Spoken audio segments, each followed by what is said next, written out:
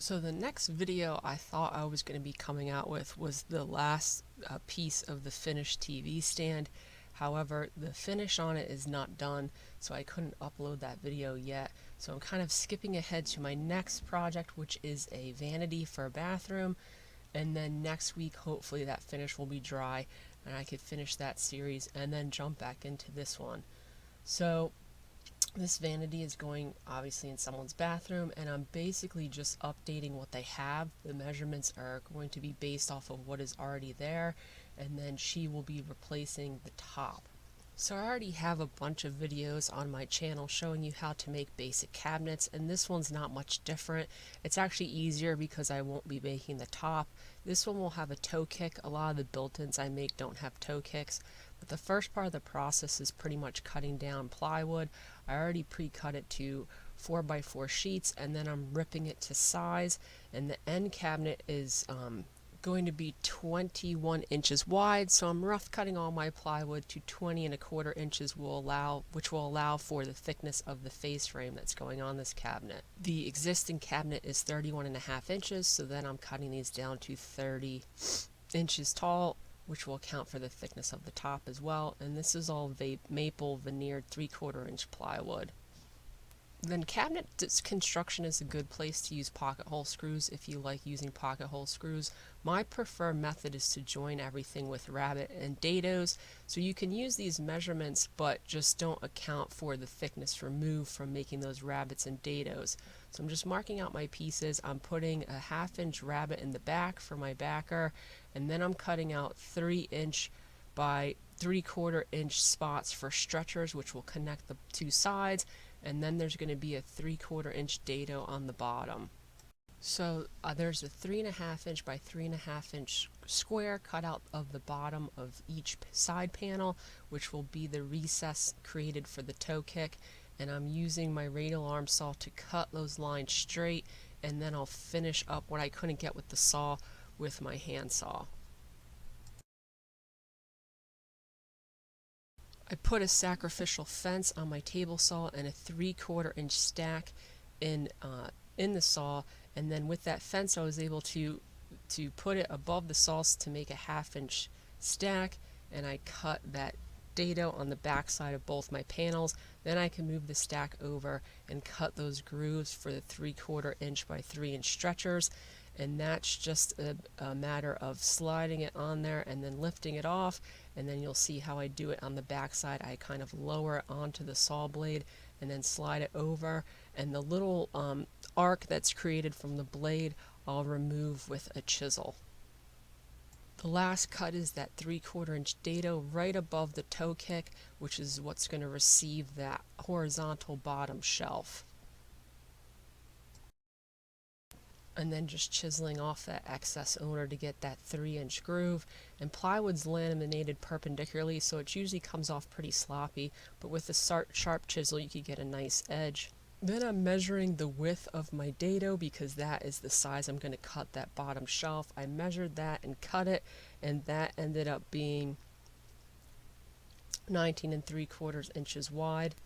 And then with a scrap piece I ripped down 2 3-inch wide pieces, which will be my stretchers. I wanted the final carcass to be 27 inches wide, so the dados I made are about 3/8 of an inch deep, which means there's 3/4 of an inch material to account for that you're losing on either side, which means I cut my stretchers and my shelves to 46 1/4, and then once it's put in those dados, the whole piece will end up being 47 inches. At this point I'm going to rough fit everything together and then get measurements for the rest of my pieces. So I pre-drilled some holes so that everything gets lined up on those grooves, and then countersunk them from the other side. I'm just going to put a couple screws in to get everything set up, and then I could take some measurements for my middle shelf. Then with those two sides in place, I could easily pop those 2 stretchers in, put a couple screws in, and the whole thing is held together now. And with those dados and those stretcher grooves, the cabinet is pretty much square right off the bat, which is also an added bonus to this type of construction. So on the right hand side of this cabinet there's going to be a row of drawers. So considering where the existing sink is, it's cut into about 16-inch increments, so I marked that, and I'm going to cut a groove there. And also, to fit my back panel, that back stretcher, I need a 1/2-inch groove, so I cut that groove on the back stretcher with my dado stack, so now my backer can slide right into place. And then I just cut that 3/4-inch dado about, with the face frame, it ended up being about 13 inches from the one side. I put everything back in place, squared it all up, and then I just took a measurement for the height of that central partition. I cut that out on my radial arm saw, and then I made marks for it. You can see here are those marks for cutting out little recesses to allow for those two stretchers. They're going to be the same as the size of the stretchers, which is 3/4 of an inch by 3 inch, and it was the same process. I just rough cut them out on the radial arm saw and then trimmed them with a handsaw, and then this middle partition popped right into place. This ended up being 26 inches by 19 3/4. So this is going to want to move around on you a little bit till it's glued up. So I squared it off and I put a clamp on there, and then I took a measurement for my toe kick after I sunk 2 screws in the top, and I cut the toe kick, which is going to end up being 3.5 inches tall, and then it ended up being 45.5 inches wide because I tucked it onto the inside of the cabinet so that I could just veneer those 2 front edges of plywood, and I wouldn't have to worry about the edge ply being exposed. And I just screwed that into place.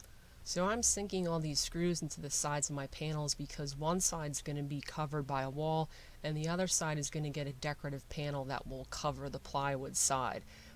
If you have to worry about an exposed side, that would be a good time to use pocket hole screws from the inside and keep that side clear. So then I reassembled my cabinet and cut my backer. My backer was 27.25 by 46.25, and you'll notice that all these measurements are all 46.25 because all those grooves were cut at the same depth. And I just tacked this in place with a couple screws. The backers on my furniture I usually make removable, and this one especially because I'm going to have to cut some holes in it to allow for the plumbing. And then it was time for glue up, and I basically just took since the cabinet has been together a couple times, I know everything fits. I took it apart, put some glue in all those dados, and then I'll end up putting all of the screws in this time around. And this is where spending the extra time to cut those rabbets and dados really comes in handy, because you don't have to really worry about aligning the pieces. They're already aligned based off of those grooves, and they're already pretty much square based off the fact that those grooves are all the same depth. So all my pieces were cut at 46.25, so it's almost hard to glue this up on square. There's usually minor adjustments you have to make, but in general it was just a matter of slowly adding all the pieces, and then everything lined up nicely. So then it came time to make and attach the face frame, and my preferred method for attaching the face frame is with splines and grooves. So usually I cut these on the table saw before I assemble the cabinet, but I tried using a router with a grooving bit in it, and that worked pretty well. So this is a 1/4 inch bit, so I'll have to put a 1/4 inch spline in there, but then I can attach my entire face frame. This is my preferred method. I find it super strong and sturdy, and everything. If your cabinet's square, then your face frame's square. But this is also another spot where pocket hole screws will work really well to make and assemble your face frames. I know a lot of cabinet makers make the face frame first and then make the cabinet. I've always made the cabinet first and then made the face frame off of that. I don't think either method is better or worse. It's just kind of what you prefer. Since I'm kind of a build as you go sort of woodworker, the other reason I like to do my cabinet first is I usually don't have all of my measurements figured out for the sizing of things at that point. So if I build as I go, it's easier to get everything the size I want it.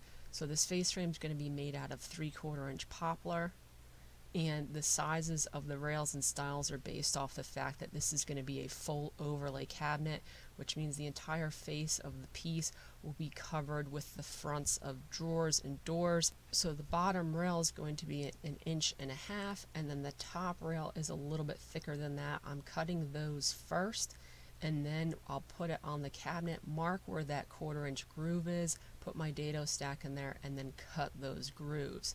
Now I had thin 1/4 inch I think it was pine actually, stock, and I just ripped that down into about 3/4 inch pieces because the grooves in both of my pieces are about 3/8 of an inch, and then I could just take that thin stock, cut it to size, and then you'll see how my pieces will slide right on. And this piece, in order to keep it flush with the bottom of the cabinet, will overhang the toe kick just a little bit, and then the top piece will be flush with the top of the cabinet. So on the left hand side of that cabinet with that blue tape, I have a 3/4 inch spacer there, which is going to account for the thickness of my end panel. Now my two rails I cut to 48 inches wide, which is the final end game for this cabinet, and they overhang the edge against the wall about by 1/8 of an inch so that I could scribe it to the wall and make a nice clean fit. So for the doors, since they're going to be full overlay, I bought 1.25 inch full overlay hinges. So the stiles on those are going to be 1.5 inches. And I accounted for the fact that I wanted the opening for the drawers to be flush on either side, so that I find putting drawer slides in is much easier if you don't have an overhanging face frame, because then you don't have to use the mounting brackets in the back of the board.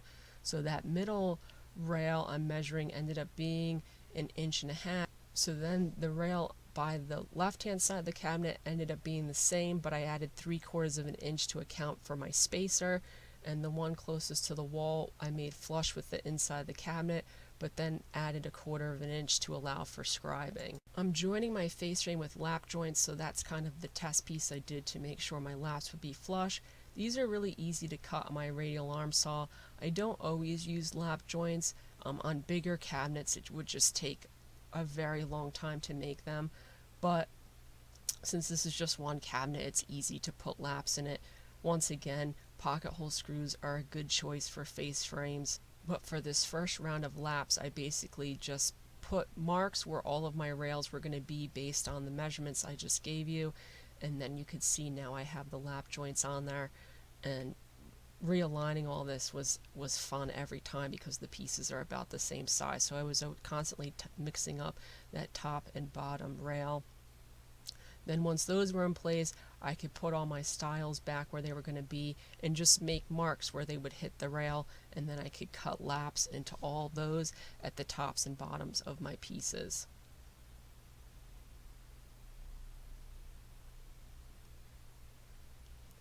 In order to cut these to length, I just cut those laps and then I flipped it over, and those laps are about 3/8 of an inch, so I just flipped it over and then cut off the excess on the bottom, and I just moved down the cabinet making sure everything stayed square, and these just got 2 laps, one on top, one on bottom, and then I cut it to length.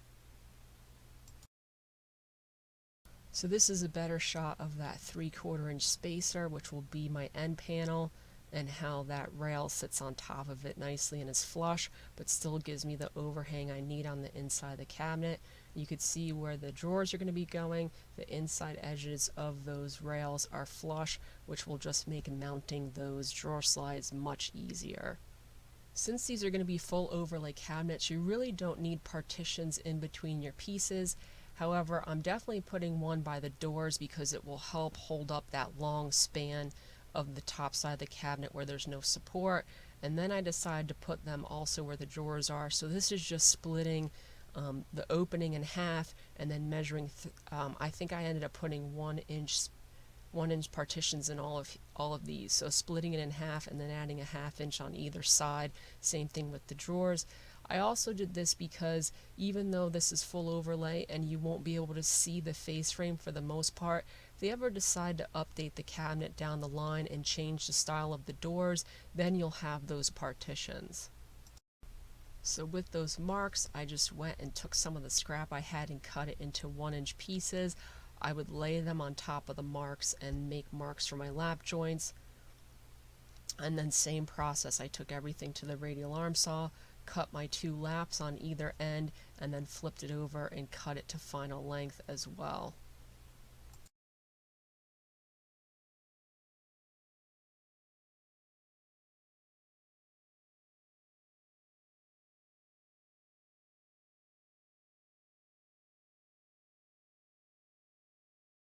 So then I could finally dry fit this whole thing together, and once again it's the same process, starting with the rails and this, and then adding the stiles with those new lap joints for my drawer openings, and then that's once again where I messed up the top and bottom.